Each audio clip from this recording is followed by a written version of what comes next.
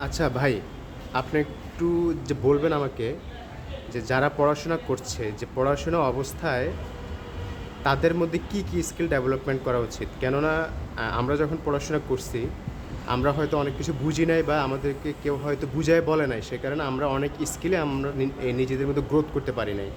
তো আপনি একটু বলে দেন যে কি স্কিল আমাদের নিজেদের মধ্যে পড়াশোনা অবস্থায় ডেভেলপ করা যায়? ও, খুব সুন্দর আরেকটা খুব ভালো প্রশ্ন করেছেন। বর্তমান যুগোপযোগী একটা প্রশ্ন।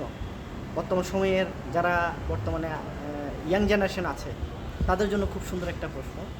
আমি মনে করি যে পড়াশোনার পাশাপাশি তারা যদি ইংরেজি চর্চাটা ফ্লুয়েন্টলি যদি তারা যদি ইংলিশটা বলতে পারে, সেই চেষ্টাটা যদি করে, পাশাপাশি কম্পিউটারের বিভিন্ন কাজ তারা শিখে রাখতে পারে, যেমন গ্রাফিক্স ডিজাইন, ওয়েব ডিজাইন, তারপরে ধরেন যে আপনি বলতে পারেন এক্সেল, ভিডিও এডিটিং, তারপরে বলতে পারেন যে PowerPoint, word, MS word যেটা বলি আমরা, এই ধরনের কাজগুলো যদি শিখে তাহলে তার জন্য চাকরির কোনো অভাব হবে না। সে চাকরি না করেও কিন্তু সে চলতে পারবে। যাক ভাই, আপনাকে অসংখ্য ধন্যবাদ সুন্দর মতামত দেওয়ার জন্য।